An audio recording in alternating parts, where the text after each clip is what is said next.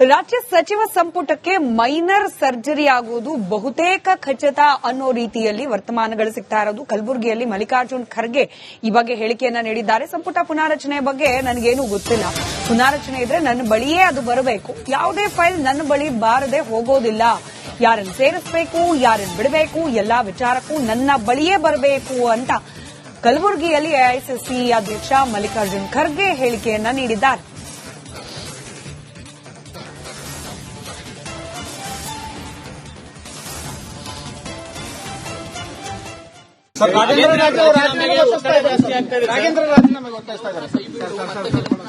ಇಲ್ಲಿಕ್ಕೆ ಆದ್ರೆ chief minister ಇಲ್ಲಿರ್ತಾರೆ ಕೇಳಿ.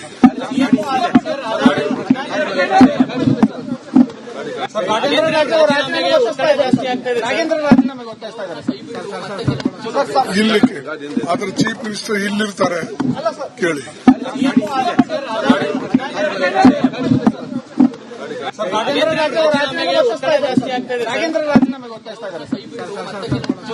ಇಲ್ಲಿಕ್ಕೆ ಆದ್ರೆ ಚೀಫ್ ಮಿನಿಸ್ಟರ್ ಇಲ್ಲಿರ್ತಾರೆ ಕೇಳಿ.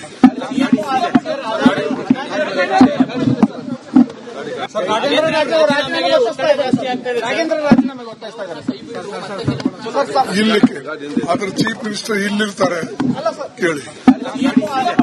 ಏನಾರ ಬರ್ಬೇಕಾದ್ರೆ ಫೈಲ್ ನನ್ನ ಹತ್ರನೇ ಬರ್ಬೇಕಲ್ಲ, ಬೇರೆಯವ್ರ ಹತ್ರಂತೂ ಹೋಗಲ್ಲ.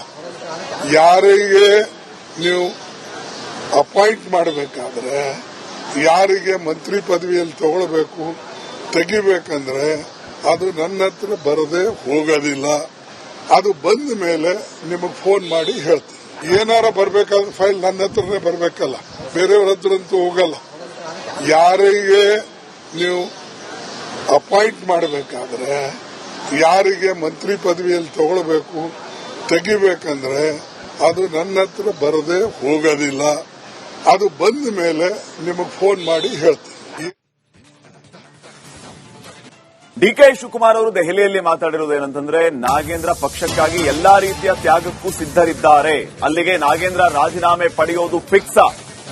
ನಾಗೇಂದ್ರ ರಾಜೀನಾಮೆಯ ಬಗ್ಗೆ ಸಿಎಂ ಡಿಕೆ ಶಿವಕುಮಾರ್ ಅವರು ಸುಳಿವನ್ನ ಬಿಟ್ಕೊಟ್ಟಿರೋದು. ಪಕ್ಷಕ್ಕಾಗಿ ನಾಗೇಂದ್ರ ತ್ಯಾಗಕ್ಕೆ ಸಿದ್ದರಿದ್ದಾರೆ. ನವದೆಹಲಿಯಲ್ಲಿ ಸಿಎಂ ಡಿಕೆ ಶಿವಕುಮಾರ್ ಅವರ ಹೇಳಿಕೆ ಇದು. ಕಾಂಗ್ರೆಸ್ ಪಕ್ಷಕ್ಕೆ ನಾಗೇಂದ್ರ ನಿಯತ್ತಾಗಿದ್ದಾರೆ, ಪಕ್ಷಕ್ಕಾಗಿ ತ್ಯಾಗ ಮಾಡ್ತೀನಿ ಅಂತ ಹೇಳಿದ್ದಾರೆ.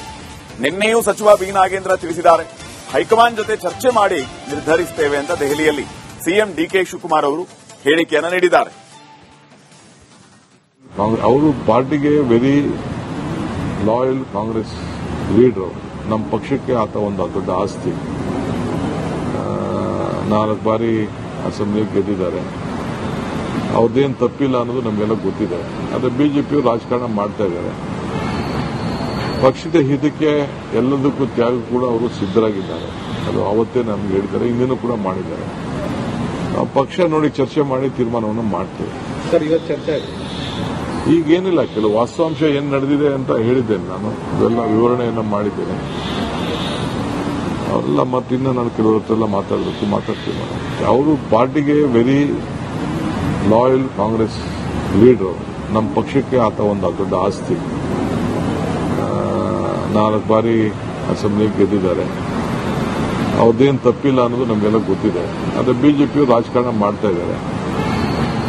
ಪಕ್ಷದ ಹಿತಕ್ಕೆ ಎಲ್ಲದಕ್ಕೂ ತ್ಯಾಗ ಕೂಡ ಅವರು ಸಿದ್ದರಾಗಿದ್ದಾರೆ. ಅದು ಅವತ್ತೇ ನಮ್ಗೆ ಹೇಳಿದ್ದಾರೆ, ಹಿಂದಿನೂ ಕೂಡ ಮಾಡಿದ್ದಾರೆ. ನಾವು ಪಕ್ಷ ನೋಡಿ ಚರ್ಚೆ ಮಾಡಿ ತೀರ್ಮಾನವನ್ನು ಮಾಡ್ತೇವೆ. ಸರ್, ಇವತ್ತು ಚರ್ಚೆ ಈಗೇನಿಲ್ಲ, ಕೆಲವು ವಾಸ್ತವಾಂಶ ಏನು ನಡೆದಿದೆ ಅಂತ ಹೇಳಿದ್ದೇನೆ. ನಾನು ಅದೆಲ್ಲ ವಿವರಣೆಯನ್ನು ಮಾಡಿದ್ದೇನೆ. ಅವರೆಲ್ಲ ಮತ್ತಿನ್ನ ನಾನು ಕೆಲವ್ರ ಹತ್ರ ಎಲ್ಲ ಮಾತಾಡ್ತೀನಿ. ಅವರು ಪಾರ್ಟಿಗೆ ವೆರಿ ಲಾಯಲ್ ಕಾಂಗ್ರೆಸ್ ಲೀಡರ್. ನಮ್ಮ ಪಕ್ಷಕ್ಕೆ ಆತ ಒಂದು ದೊಡ್ಡ ಆಸ್ತಿ. 4 ಬಾರಿ ಅಸೆಂಬ್ಲಿ ಗೆದ್ದಿದ್ದಾರೆ. ಅವ್ರದ್ದೇನು ತಪ್ಪಿಲ್ಲ ಅನ್ನೋದು ನಮಗೆಲ್ಲ ಗೊತ್ತಿದೆ. ಆದರೆ ಬಿಜೆಪಿಯವರು ರಾಜಕಾರಣ ಮಾಡ್ತಾ ಇದ್ದಾರೆ. ಪಕ್ಷದ ಹಿತಕ್ಕೆ ಎಲ್ಲದಕ್ಕೂ ತ್ಯಾಗ ಕೂಡ ಅವರು ಸಿದ್ದರಾಗಿದ್ದಾರೆ. ಅದು ಅವತ್ತೇ ನಮ್ಗೆ ಹೇಳಿದ್ದಾರೆ, ಹಿಂದಿನೂ ಕೂಡ ಮಾಡಿದ್ದಾರೆ. ನಾವು ಪಕ್ಷ ನೋಡಿ, ಈಗಾಗಲೇ ಡಿಕೆ ಶಿವಕುಮಾರ್ ಅವರು ಹೇಳೋದನ್ನ ತಾವು ಗಮನಿಸ್ತಾ ಇದ್ರಿ. ಒಂದ್ ಕಡೆ ನಾಗೇಂದ್ರ ಎಲ್ಲಾ ರೀತಿಯ ತ್ಯಾಗಕ್ಕೆ ಸಿದ್ದರಿದ್ದಾರೆ. ನಿನ್ನೆಯೂ ನಮ್ಮ ಜೊತೆಗೆ ಅವರು ಮಾತಾಡಿದ್ದಾರೆ. ಹಾಗಿದ್ರೆ ಏನಾದರೂ ಆ ರೀತಿಯ ನಿರ್ಧಾರ ತೆಗೆದುಕೊಂಡ್ರು ಅವರು ಸಿದ್ದರಿದ್ದಾರೆ ಅನ್ನೋ ರೀತಿಯಲ್ಲಿ ಡಿಕೆ ಶಿವಕುಮಾರ್ ಅವರು ಮಾತಾಡಿದ್ದಾರೆ. ಇನ್ನು ನಾವೀಗಾಗಲೇ ಚರ್ಚೆಯನ್ನ ಮಾಡಿದ್ದೇವೆ. ಹೈಕಮಾಂಡ್ ಜೊತೆಗೆ ಚರ್ಚೆ ಮಾಡಿ ಅಂತಿಮ ನಿರ್ಧಾರ ತಗೋತೀವಿ ಅಂತ ಹೇಳಿದ್ದಾರೆ. ಈ ಬಗ್ಗೆ ಇನ್ನಷ್ಟು ಅಪ್ಡೇಟ್ಸ್ ಅನ್ನ ಕೊಡೋದಕ್ಕೆ ನಮ್ಮ ಪ್ರತಿನಿಧಿ ಬಸವರಾಜ್ ಈಗ ನೇರ ಸಂಪರ್ಕದಲ್ಲಿ ಜಾಯ್ನ್ ಆಗಿದ್ದಾರೆ. ಬಸವರಾಜ್, ಗಮನಿಸ್ತಾ ಇದ್ದೀವಿ ಒಂದ್ ಕಡೆ ನಾಗೇಂದ್ರ ರಾಜೀನಾಮೆಯನ್ನ ಪಡೆಯೋದು ಬಹುತೇಕ ಫೇಕ್ಸ್ ಅನ್ನೋ ರೀತಿಯ ಬೆಳವಣಿಗೆಗಳು ಆಗ್ತಾ ಇದೆ. ಆ ರೀತಿಯ ಸುಳಿವನ್ನು ಕೂಡ ಈಗ ಡಿ.ಕೆ. ಶಿವಕುಮಾರ್ ಅವರು ಕೊಡ್ತಾ ಇರೋದು. ಸೊ ಯಾವ ಹಂತದಲ್ಲಿ ಮಾತುಕತೆ ಇದೆ? ಬಹುಶಃ ರಾಜೀನಾಮೆ ತೆಗೆದುಕೊಳ್ಳೋದೇ ಫಿಕ್ಸಾ?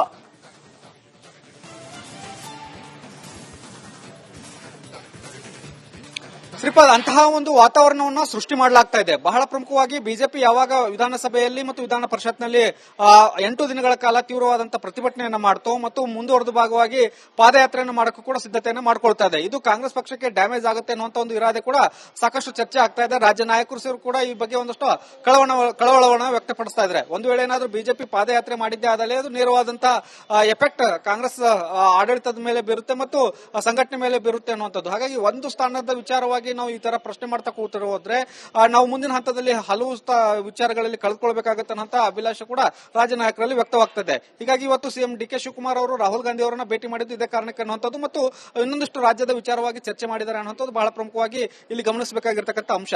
ಈಗಾಗಲೇ ಡಿ.ಕೆ. ಶಿವಕುಮಾರ್ ಅವರು ಹೇಳ್ತಾ ಇದ್ದಾರೆ, ನಾಗೇಂದ್ರ ಅವರು ಪಕ್ಷದ ಶಿಸ್ತಿನ ಸಿಪಾಯಿ, ಅವರು ಹೇಳ್ದಾಗ ಕೇಳ್ತಾರೆ ಅನ್ನುವಂಥದ್ದು. ನಿನ್ನೆ ಕೂಡ ಅವರು ನಮ್ಮನ್ನ ಫೋನ್ ಕರೆ ಮಾಡಿ ನನಗೆ ನನ್ನ ಮುಂದೆ ಒಂದು ವಿಚಾರವನ್ನು ವ್ಯಕ್ತಪಡಿಸಿದ್ದಾರೆ. ಆ ಪಕ್ಷಕ್ಕೆ ಅನುಕೂಲ ಆಗುತ್ತೆ ಅನ್ನೋದಾದ್ರೆ ನಾನು ರಾಜೀನಾಮೆ ನೀಡ್ತೇನೆ ಅನ್ನುವಂತ ಮಾತನ್ನು ಹೇಳಿದ್ದಾರೆ ಅನ್ನುವಂತ ಮಾತನ್ನು ಕೂಡ ಸ್ವತಃ ಡಿ.ಕೆ. ಶಿವಕುಮಾರ್ ಅವರು ಸ್ಪಷ್ಟಪಡಿಸ್ತಾ ಇರೋದ್ರಿಂದ ಇಂತಹ ವಿಚಾರಗಳು, ಇಂತಹ ಬೆಳವಣಿಗೆಗಳು ಕಾಂಗ್ರೆಸ್ ಪಕ್ಷದಲ್ಲಿ ಆಗ್ತಾ ಇದೆ ಅನ್ನುವಂಥದ್ದು ಇಲ್ಲಿ ಬಹಳ ಸ್ಪಷ್ಟವಾಗಿ ಗಮನಿಸಬೇಕಾಗಿರ್ತಕ್ಕಂಥದ್ದು. ಹೀಗಾಗಿ ಈಗ ಡಿ.ಕೆ. ಶಿವಕುಮಾರ್ ಅವರು ರಾಹುಲ್ ಗಾಂಧಿ ಅವರ ಜೊತೆ ಚರ್ಚೆ ಮಾಡಿ ಬಂದಿರತಕ್ಕಂಥದ್ದು.